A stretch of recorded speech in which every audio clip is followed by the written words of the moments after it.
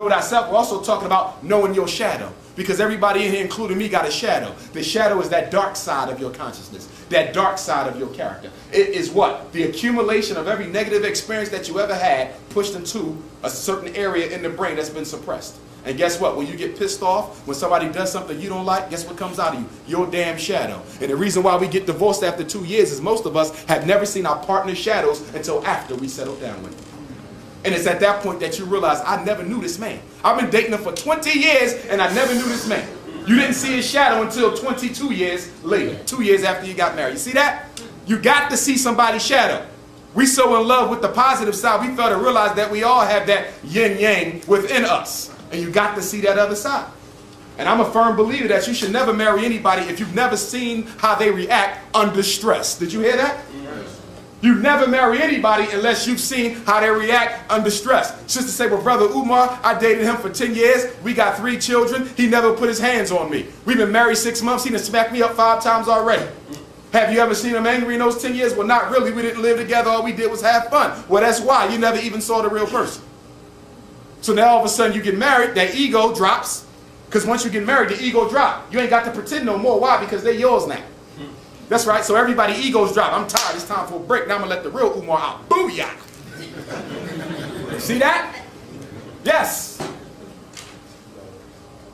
Rise of interracial marriages. And hopefully nobody in here is guilty of this. It's okay if you made a mistake in the past, not present. Let me drink to that. It got quiet. In 1967. In 1967, it was a very important Supreme Court case. It was called Loving versus Virginia. You need to study all you can on Loving versus Virginia. Loving was a white man who wanted to marry a black woman. But Virginia had an anti-miscegenation statute on the book. He couldn't marry her. So this white man sued all the way up to the Supreme Court to marry a black woman. And they won, and the Supreme Court struck down the remaining state-sanctioned anti-miscegenation laws in America. From 1967 to February 27, 2011, black men have married outside of their race more than the men of every other race living in America put together. Did you hear the statistic? And I'm bringing this up because I know some of us like the love argument. You can't help who you fall in love with. That's a damn lie. How can I fall in love with somebody I'm not around? How can I fall in with somebody I ain't sleeping with? How can I fall in love with somebody I ain't dating? You see that? How can I fall in love with somebody I'm not socializing with? You can help who you fall in love with. Okay? Say that again. That's right. That's right. I'm totally with you. I'm totally with you, good sister. Okay? Look at that, y'all. We marry outside of our race more than every other man put together, talking about is just love. I did a research paper on interracial relationships when I was an undergrad up in Pennsylvania. You know what I found?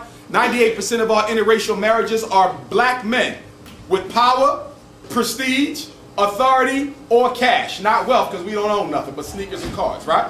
So in every case, it was a black man with authority, authority, cash, influence, education, all right?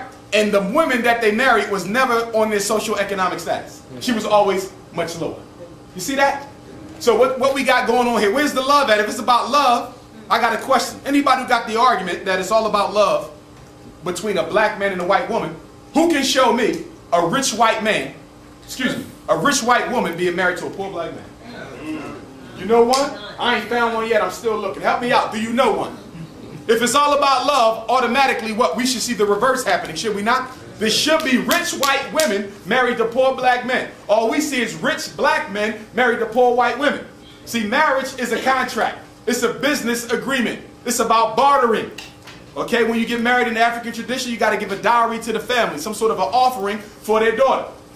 Okay, so the black man who wants to marry a white woman, he offers his education, he offers his money, he offers his authority, he offers his place in society. She has nothing. So what does she offer him? Her skin color. I'm serious. I'm serious. The reason black men marry black women is because they never want to see a child who looks as dark as them, with a nose as broad as theirs, with lips as thick as theirs, with cheekbones as high, with foreheads as large. It's a form of extermination. You are exterminating your genotype. Barack Obama's dad looked nothing like Obama, but I'm sure he was happy to see that young man come out of that white womb. because it looked nothing like him and more like the mother. More like that which we have been conditioned over 243 years to love. I lost some friends over this interracial thing. You know, and it's amazing too, because you see some brothers and it's like you was conscious or race first or whatever you wanted to call yourself, and you know, you just tripped and fell and stuck your wee-wee in some white woman, and you ain't had no common sense ever since then. Okay? You're either going to be loyal to your race or you're not. Booker T. Washington said what black folks got to do is make up their mind whether you want to sacrifice for your people or not. Do that first and you save yourself a lot of trouble. The problem with us, we like the half step. We want to be for the movement today, but then we want to be in the white folks' world tomorrow. So you're split, schizophrenic, double consciousness, just like W.E.B. Du Bois said. And he would know, because although I respect him for his intellectual prowess, he was an intellectual giant amongst black people. He was also a snob and a light-skinned supremacist. Study Du Bois, who helped destroy Mr. Garvey. Can I have one massa? Since the Supreme Court outlawed restrictions on interracial marriage, the amount of black men marrying white women has spiraled out of control. Black-white marriages have increased 700% since the 60s. You see that? That's a 700% jump since the 60s. Same woman you sleeping with, you would have been caught with her 75 years ago, you'd be strange fruit. Adding fuel to fire, black-white marriages, which is mainly men and women, have increased 57,000 to 363,000 in 40 years. You see the numbers? And it's more now. This statistic was up until 2000, U.S. Census in 2000. It was 363,000 black, male, white women marriages in America. That's probably almost 1 million now. Okay? And Obama, he's spreading it even more because he's the product of that. So many of us have been whitewashed to believe that's the way that we should go. Okay? And you did have black people who thought, and Du Bois was one of them, that if black people continue to have sex with white people, then we would have this new biracial race and everything would go away. You done lost your damn mind. Anglo-Saxon white people are doing all they can to protect their recessive gene type. Did you hear what I said? They're doing all they can to make sure their children's eyes are always blue and green. You are the only people who are committed to integration. Nobody else is committed to integrating with black folks. Nobody. And the reason why they're not is because we are powerless. A powerless people are never popular in the political realm. A powerless people are never popular in the political realm. If you don't control resources, if you don't distribute necessary goods, if you don't plan to grow something that the world needs, you do not get respect. Mr. Garvey said that a people without authority and power are people without respect. He's talking about us. He said black people don't suffer because we are black skinned. We suffer because we ain't got no power. Integration was not about equality, it was about the destruction of independent black power. We got to understand that. Integration law, civil rights law was what? Antitrust law. Civil rights law fell into the business realm. Integrating lunch counters and hotels. That was not civil rights law, that was business law that makes sure white people could get your dollar. And stop blaming Dr. King. I was at Dr. King's gravesite 2 days ago when I was speaking in Atlanta. Let's stop blaming Dr. King for why we went to integration. Because when you finally went to integration, he was already dead. So how you want to blame him? He did not make us give up our hospitals. He did not make us give up our schools. He did not make us give up the independent businesses that we had. The reason why we ran to integration is because we've always wanted to be accepted by white people. And most black people want to be accepted by white folks and will go out of their way and do almost anything they possibly can to get a pat on the back by a European. That's right. That's right. The only thing that kept you back was you was forced not to associate with them. The minute they say that you could associate with white folks, we ran. But we don't want to accept that. We don't want to accept the fact that we wanted to be around white people. That we wanted to work with white folks. That it raises our self-esteem to say we're the only black family in an all-white neighborhood, even though our kids can't play with nobody on the block. As soon as something gets stolen off the block, you're the first house the cops coming to. No matter how much money you make. Did you hear that? Why you want to go live somewhere your children can't even play with their next door neighbors? You are teaching them inferiority at 3, 4, and 5 because it makes you look good.